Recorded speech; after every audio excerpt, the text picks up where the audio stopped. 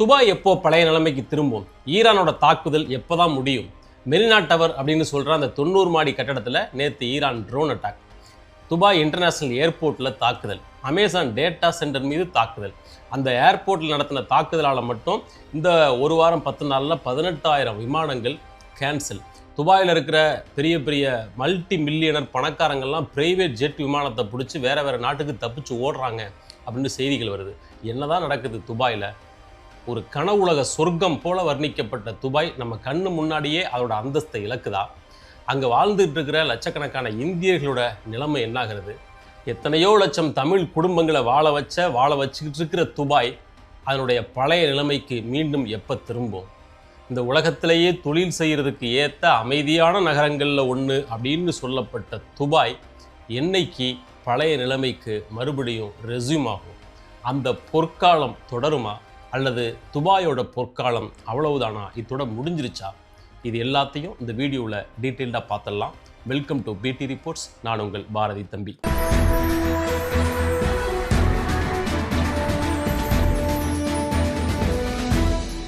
Dubai international airport அப்படிங்கிறது சர்வதேச அளவில் ரொம்ப முக்கியமான ஏர்போர்ட். பல லட்சக்கணக்கான பயணிகள் தினந்தோறும் அதை பயன்படுத்துகிறாங்க. 6 கண்டங்களை அது இணைக்குது. பூமி பந்தோட ஒரு முனையிலிருந்து இன்னொரு முனைக்கு விமானத்தில் போகணும் அப்படிங்கும்போது அந்த துபாய் ஏர்போர்ட்டை தான் ஒரு டிரான்சிட் ஹப்பாக எல்லாரும் யூஸ் பண்ணுறாங்க. ஒவ்வொரு நாளும் பல ஆயிரக்கணக்கான விமானங்கள் அந்த ஏர்போர்ட்டை பயன்படுத்துது. 2024 வருஷ டேட்டாவின்படி 92 மில்லியன் பயணிகள் அந்த ஏர்போர்ட்டை பயன்படுத்தியிருக்கிறாங்க. அந்த அளவுக்கு முக்கியமானது. துபாயோட பொருளாதாரம் வெறுமனே எண்ணெய் வளத்தை மட்டும் சார்ந்தில்லை. சுற்றுலா, ஏவியேஷன், ஃபினான்சியல் ஹப், லாஜிஸ்டிக்னு பல துறைகளில் விரிவடைஞ்சிருக்குது. இது எல்லாமே இந்த ஏர்போர்ட்டை நம்பி தான் இருக்குது. கிட்டத்தட்ட 25% அளவுக்கான துபாயின் வணிகம் இந்த ஏர்போர்ட்டை நம்பி நடக்குது. இப்போது இந்த ஈரான் ஸ்ட்ரைக் காரணமாக கடந்த ஒரு வாரம் 10 நாளாக பல நாட்கள் விமான நிலையத்தை மூடி வச்சுட்டாங்க. இது ஏற்படுத்துகிற நீண்டகால விளைவுகள் அப்படிங்கிறது ரொம்ப அதிகம்னு வச்சுக்கோங்களேன். சுற்றுலா பயணிகள் வர்றதுக்கு அஞ்சுவாங்க. அதெல்லாம் ரொம்ப லாங் டைம் இம்பேக்டை ஹெவியாக ஏற்படுத்தும் துபாய் மேலே. இமீடியட்டாக இது என்னென்ன விளைவுகளை ஏற்படுத்தியிருக்கு அப்படிங்கிறதுக்கு ஒரே ஒரு உதாரணம் பார்க்கலாம். இப்போது தங்கம். துபாயிலிருந்து தான் இந்தியாவுக்கெல்லாம் மேக்ஸிமம் தங்கம் வருது. இந்தியாவில் இருக்கிற ஆயிரக்கணக்கான ஜுவல்லரிகளுக்கு அங்கிருந்து தான் தங்கம் வருது. இந்தியாவுக்கு மட்டும் இல்லை, சைனாவுக்கும் அங்கிருந்து தான் வருது.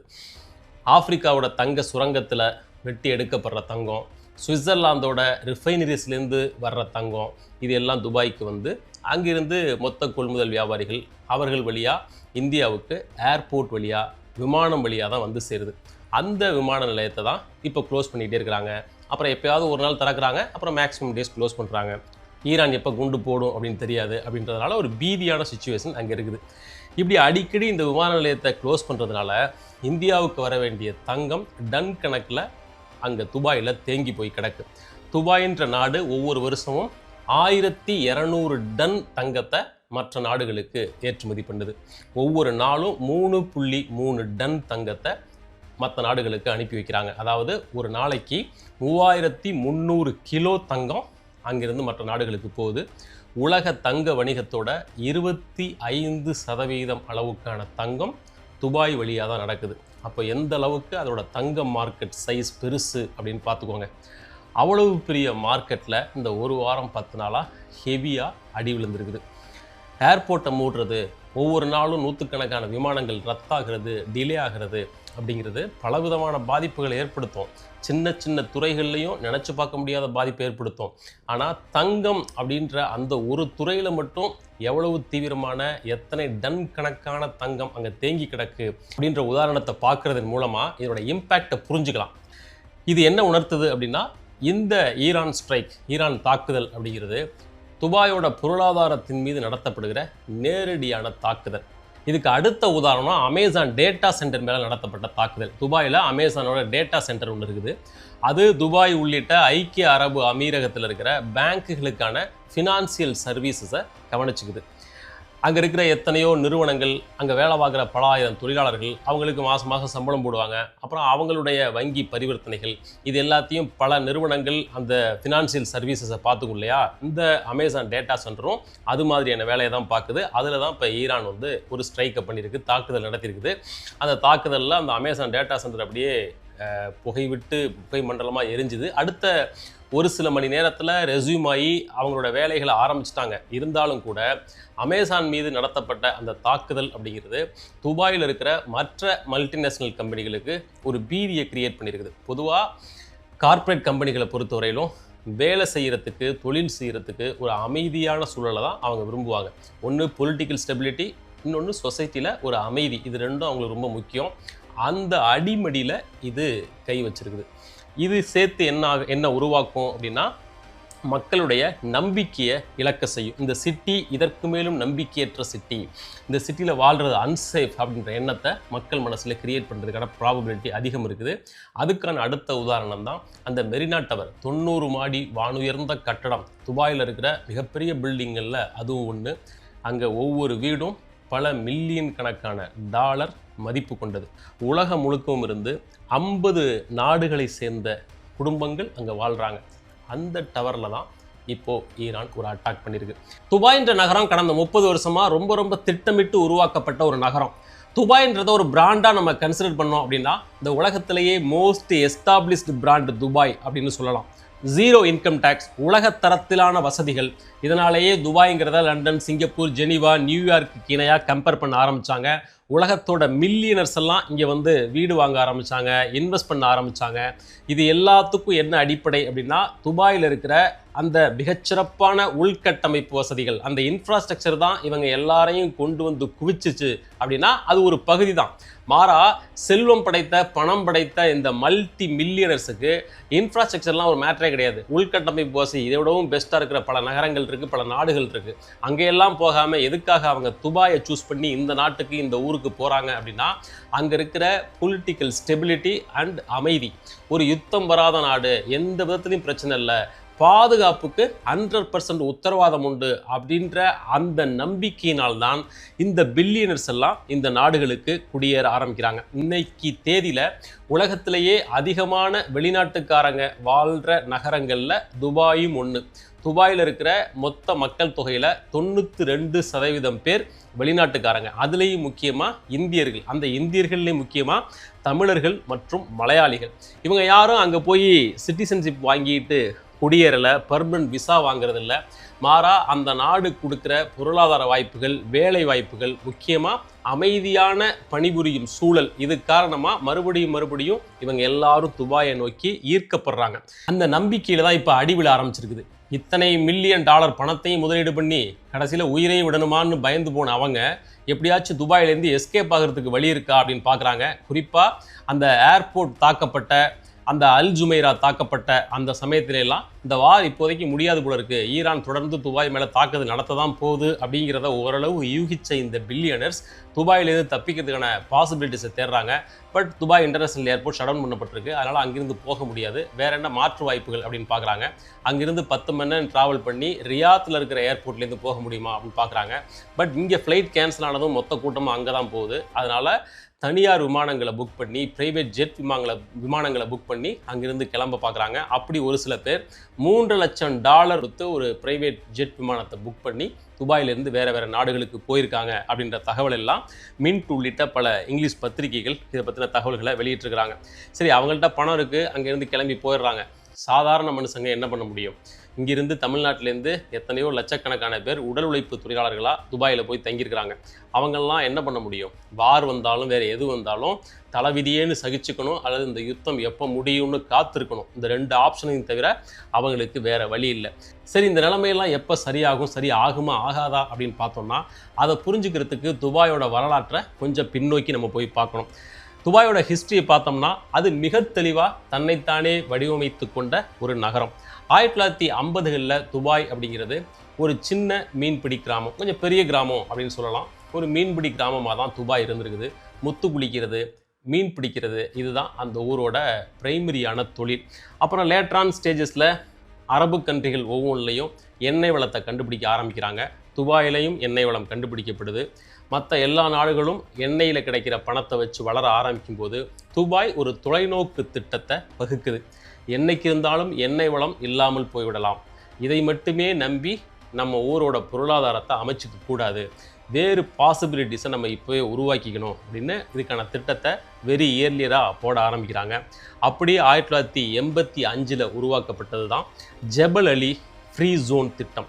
இது என்னென்னா, இது ஒரு வரியில்லா சொர்க்கம். இப்போ சிறப்பு பொருளாதார மண்டலம்லாம் நம்ம ஊரில் வச்சுருக்காங்க இல்லையா, நம்ம ஊரில் வரி இல்லைங்கிறது மட்டும் இல்லை, அரசாங்கமே அவங்களுக்கு நிறைய வரி சலுகை கொடுத்து அப்படி தொழில் பண்ணுங்க அப்படின்னு இப்போ சொல்லுது.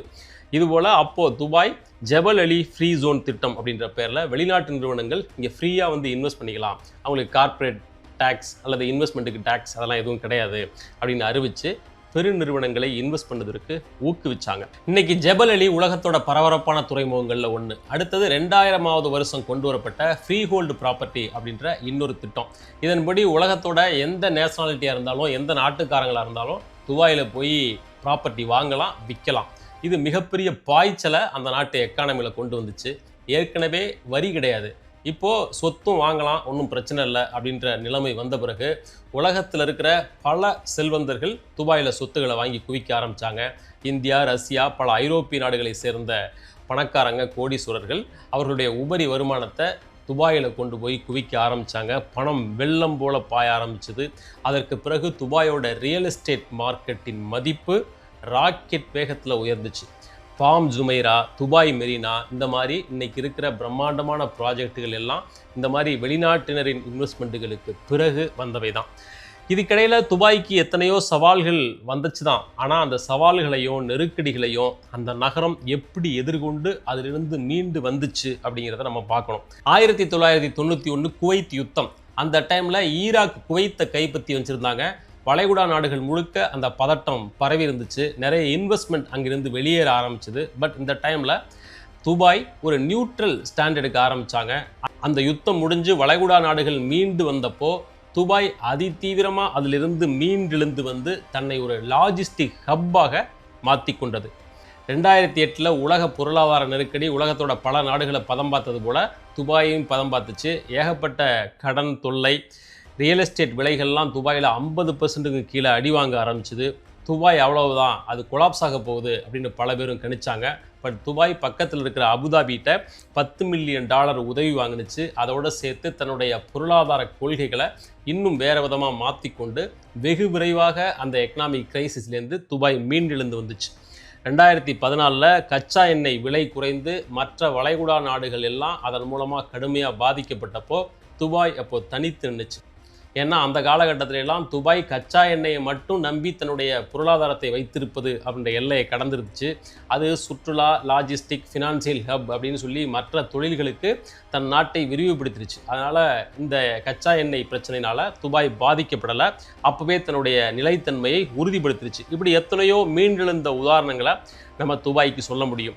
ஆனால் அப்போதைக்கும் இப்போதைக்கும் இருக்கிற அடிப்படையான வித்தியாசம் என்ன அப்படின்னா, அப்போ வந்ததெல்லாம் பொருளாதார கிரைசிஸ். ஸோ தன்னுடைய கொள்கைகள் மூலமாக கடன் வாங்கி அதன் மூலமாக தன்னை மீட்டெடுத்து கொண்டு வந்துச்சு. பட் இப்போ ஏற்பட்டிருப்பது ஒரு நம்பிக்கை இழப்பு. துபாய் என்ற நகரம் அமைதியானது, பாதுகாப்பானது அப்படின்ற அந்த நம்பிக்கையின் மீது கல்லெறியப்பட்டிருக்கிறது.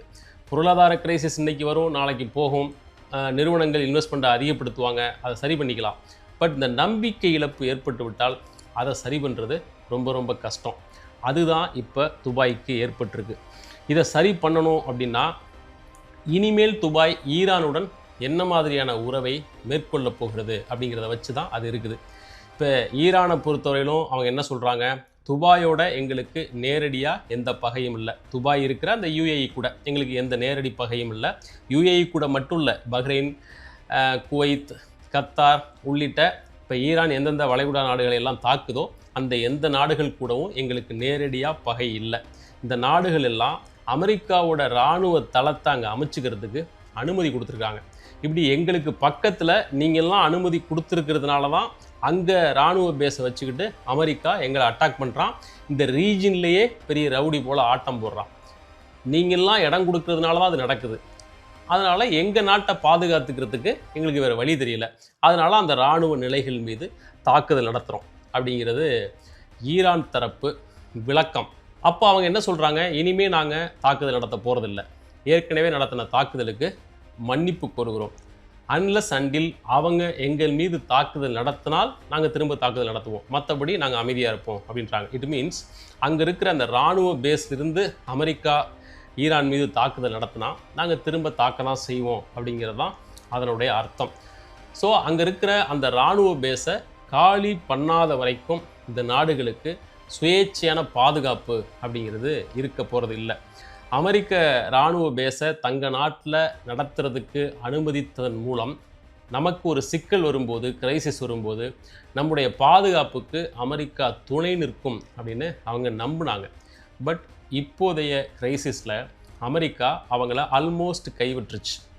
அவங்களோட ப்ரிஃபரன்ஸ் முழுக்க இஸ்ரேல் பக்கம்தான் இருக்குது, இஸ்ரேலை பாதுகாப்புன்னு தான் இருக்குது.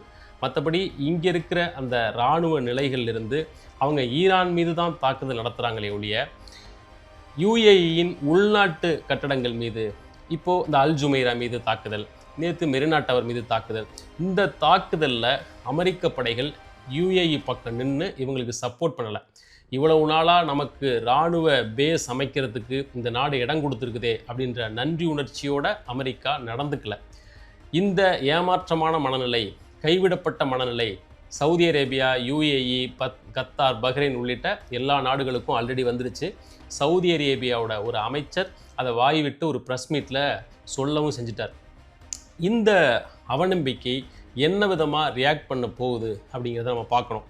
இப்போ உதாரணத்துக்கு நம்ம துபாயை எடுத்துக்கிட்டோம்னா, இனிவரும் காலத்தில் அந்த நகரத்தின் பாதுகாப்புக்கு அமெரிக்காவை மட்டும் நம்பி இருப்பது அப்படின்ற நிலைமையை அவங்க ஃபாலோ பண்ண முடியாது. ஏன்னா இதை விட இக்கட்டு அந்த நாட்டுக்கு புதுசாக ஒன்று வரப்போகிறதில்ல. அப்படிப்பட்ட சூழ்நிலையிலேயே இவங்க பக்கம் நிற்காத அமெரிக்கா இனி ஒரு சந்தர்ப்பத்தில் நிற்கும் அப்படின்னு நம்புறதுக்கு இடம் இல்லை. அப்போ துபாயை உள்ளடக்கிய யுஏஇ இனிமேல் தன்னுடைய சொந்த உள்நாட்டின் பாதுகாப்பை அதுவே தீர்மானித்து கொள்ள வேண்டும். தன்னுடைய இராணுவத்துக்கு அதிகமாக இன்வெஸ்ட் பண்ணணும், ஆட்கள் எடுக்கணும், ஆயுதம் வாங்கணும். எப்படி ஈரான் இன்னைக்கு தன்னுடைய இராணுவத்தையும் ஆயுத வலிமையையும் ஸ்ட்ரென்தன் பண்ணியிருக்குதோ, அதுபோல் துபாயை உள்ளடக்கிய இந்த யுஏஇ தன்னைத்தானே உறுதிப்படுத்தி கொள்ள வேண்டும். அப்படி செய்யும்போது அது எல்லா நாடுகளையும் போல ஒன்றாக மாறிவிடுவதற்கான வாய்ப்பு அதிகம். மிலிட்ரி ப்ரெசன்ஸ் அதிகரிக்கும், சுற்றி உள்ள நாடுகளோட தாக்குதல் அச்சம் அதிகரிக்கும். அப்போ நிறுவனங்களின் கண்ணோட்டத்தில் யுஏஇ வேறுபட்டதாக அவங்களுக்கு தெரியாது. இது எல்லா நாட்டையும் போல தான் இருக்குது, இங்கேயும் இராணுவ அச்சுறுத்தல் இருக்குது, இப்படி எல்லாமே அவங்க நினைப்பாங்க இல்லையா? ஸோ அந்த வேறுபட்ட தன்மை இல்லாமல் போகக்கூடும். அதே தான் தொடர்ந்து அமெரிக்கா கூட யுஏஇ ஒரு நல்லுறவை பேணும் பட்சத்தில் ஆப்வியஸாக ஈரானோட தாக்குதல் தொடர்ந்து இந்த இராணுவ நிலைகளில் இருக்கும். அந்த ஆங்கிளில் பார்த்தாலும் இது இந்த நிறுவனங்களுக்கு ஒரு ஆபத்தானதாக தான் தோணும். ஸோ இது எங்கே போய் முடியும்னு என்னுடைய பர்செப்ஷனில் தோணுது அப்படின்னா, இந்த யுத்தம் அமெரிக்காவுக்கு சாதகமாக முடியுமானால் இந்த நிறுவனங்களுக்கு இமீடியட்டாக எந்த பாதிப்பும் இல்லை. இது மீன்ஸ் ஈரான் அமெரிக்காவால் தோற்கடிக்கப்பட்டால் இந்த நிறுவனங்கள் தொடர்ந்து துபாயில் இயங்கும். மாறா ஈரான் அமெரிக்காவை தோற்கடித்தாலும் ஒன்றும் பிரச்சனை இல்லை, இந்த கம்பெனிஸ் எல்லாம் எப்பவும் போல் தொடர்ந்து இயங்கும், தொழிலுக்கு எதுவும் பிரச்சனை வராது. பட் பிரச்சனை எப்போ வரும்னா, இது ஒரு இழுபறி நிலையிலேயே, ஒரு யுத்த நிலையிலேயே தொடர்ந்துக்கிட்டே இருக்கும் பட்சத்தில், இந்த யுத்தம் வருஷக்கணக்கில் 6 மாதம் 1 வருஷம்னு இழுத்துக்கிட்டே இருந்தால் அப்போ தான் சிக்கல் வரும். ஈரான் ஈராக் யுத்தமெல்லாம் 7-8 வருஷம் நடந்துச்சு.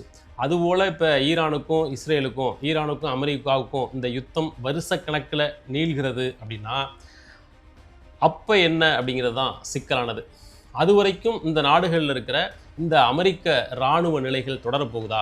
அப்படி இருந்துச்சுன்னா ஈரான் தொடர்ந்து அவங்க இராணுவ நிலைகள் மீது அட்டாக் பண்ணும்.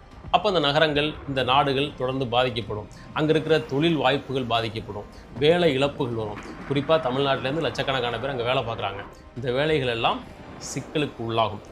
அதனால் இந்த வாரோட போக்கு எப்படி போக போகிறது அப்படிங்கிறத பொறுத்து தான் துபாய் தன்னுடைய பழைய பொற்காலத்தை மீண்டும் மீட்டெடுக்குமா அப்படின்ற கேள்விக்கு பதில் சொல்ல முடியும். மீட்டெடுக்க வேண்டும் அப்படிங்கிறது நம்முடைய எதிர்பார்ப்பு, விருப்பம். அது நிறைவேறும் என்று நம்புவோம்.